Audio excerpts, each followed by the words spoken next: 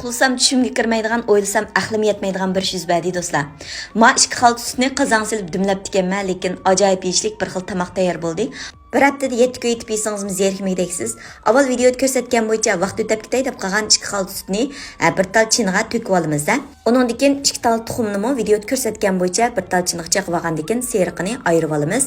Tuxumning iqiga azroq shakar silib tashshi elashtirib olamiz. Andan keyin sutga qo'yib, sutni cho'qim yaxshi elashtirib o'tamiz.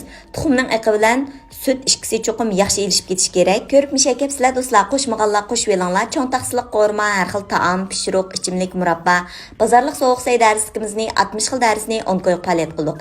Tizimlatmoqchi bo'lsangiz, Undidar Nazi 7733 ekran studiyaga murshu. Endi videoda ko'rsatgan bo'yicha bo'shamo bilan sutning ustini yepib, azroq tushib ketayotgandan keyin qaynayotgan qozonga silib 20 minut atrofida dumlab pishiramiz. 5 minut tindirib qo'yamiz. Sut so'ygandan keyin ustiga har xil meva bilan sepib, ustiga azroq oq kunjut sepib olsak, texim yeyishlik bo'lib ketadi ekan. Mayli ballar yesin, cho'nglar yesin, intayin yoqtirib yeydi. O'rganib oldingizmi? Yoqtirgan bo'lsangiz, inkas rayoniga haqsiz gullaringizni avatib, meni rag'batlantirishni unutib qolmang. Xayr xo'sh.